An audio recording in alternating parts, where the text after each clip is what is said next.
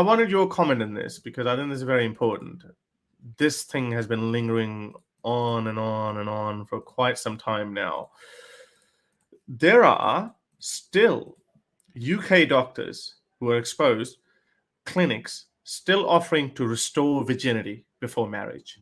Undercover reporters for ITV documentary, I don't know if you've seen that, find procedure widely available in Londonistan. Dozens of clinics, private hospitals, and pharmacies are offering controversial hymen repair surgery. An undercover investigation has revealed as the government moves closer to banning the harmful practice. It has already pledged to outlaw virginity tests. So okay, imagine that. Like you're about to go and buy a house. You bring an engineer with you to get the report on the structural integrity. So now replace the house with the structural integrity of the vagina that I'm going to be owning for the next 15, 20 years or so. That's how women are objectified in Islam. Because there's a famous hadith. Now, I didn't know about this. It just came to my mind now. There's a famous hadith. I think you've heard of that too. Where Prophet Muhammad said, when this guy said, "Oh, I've married an older man." So he couldn't afford And young he women. goes, "Why didn't you marry a virgin? That would have been Yeah, so better you for can you." play with her. So anyway, so Yeah. that's where the obsession of Fondle, I religious think faith. the English Yeah, I think the translation is fondle. disgusting. Yeah. Yeah, so that's what's happening, and again, this is happening in Londonistan. But some private clinics are still promising to restore virginity because they might be under all this stress. I don't know. You probably, if you know of any Pakistani British women who go through, because I wouldn't have thought that. I would have thought, you know what, they would have been like, "F you, mate. I don't care about that." Or the good old argument you can always bring. No, I used to be a horse rider. That's how my hymen broke. So, how a lot of British Pakistani women, girls, they bring a Pakistani groom from Pakistan. Now, although Mm. British government has taken a lot of steps in discouraging that kind of a behavior, apparently it's very hard now to import a husband from Pakistan. But I can't imagine that them seeking to get the UK citizenship and then they would be in a position to say, by the way, does your daughter have the virginity report? I need the virginity report. If she's virgin, then I'll come on the Oh. plane. I'm coming straight to Londonistan and I'm gonna buy a little flat and work at Costco. No, Tesco. So how do you know of any women like who go through this? British women like who would have gone to Oxford or Cambridge and they would be going through this. Oh, sorry, I'm gonna have to prove my virginity.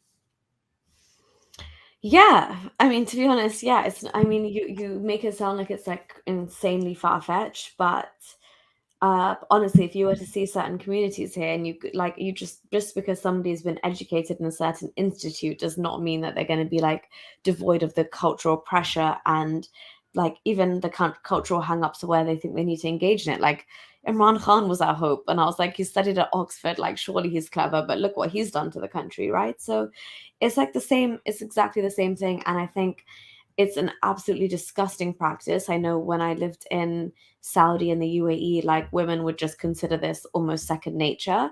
That if they were like sexually promiscuous before their marriage, they would definitely be engaging in getting this surgery just so they could prove. Sometimes it comes down to you have to actually show your mother-in-law the blood on the sheets to prove that you were a virgin before it. And as you said, if you were a horse rider, if you were just like even riding a bike, like so many of these things, as hymen is such a flawed concept that this is like linked to a woman's purity or her piety. Like this entire notion in itself is so flawed, and it's such a misconception that it stays intact until the first time you have penetrative sex. That's also like debunked scientifically. It could have been lost way before that for various reasons. And the fact that women have to go about getting surgical procedures just to make it look like the fact that they were virgins is absolutely abhorrent, because it goes back to the same connotations where a woman's honor is linked to what's between her legs and how much you safeguard yourself sexually and your vagina. It's literally your worth comes down to your actual vagina and honor, and you're holding the entire burden of your family. You're carrying the weight of that just from what's between your legs. That entire notion, everything we see in Pakistan with honor killings, which, none of us are a fan of that word, is it's all tied back to the same concept, and we need to like literally hit that at the root and be like, a woman is not equated with honor and with her virginity. Like, none of those. That's a misnomer to begin with, and we need to really push for that. But yeah, I think it's absolutely. I think the NHS need to ban this entirely. The same approach that the UK is now taking to FGM.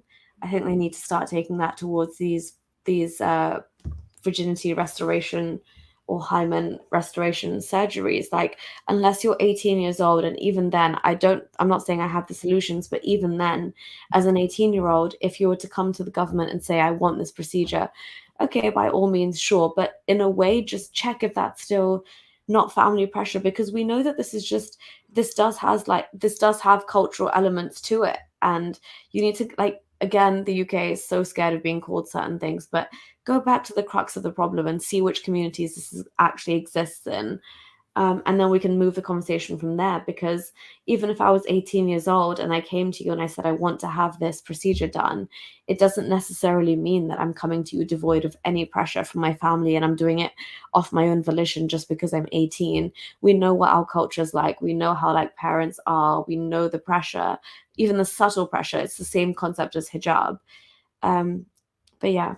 Right, so just to wrap it up with the final comments on that. But some private clinics are still promising to restore virginity through a procedure known as hymenoplasty, where scar tissue in the vagina is used to reconstruct a hymen. Health professionals and campaigners have condemned both practices as a form of violence against women and girls.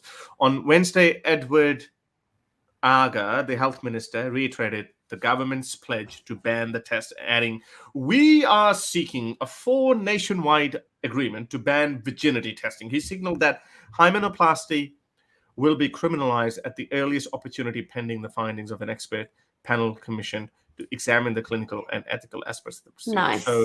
So that would be a good thing. By the way, this was from last week. So the ITV documentary due to air on Monday, which was yesterday. So there are a number of women and girls seeking his help because they're coming under pressure to have virginity tests had risen by 40% since lockdown.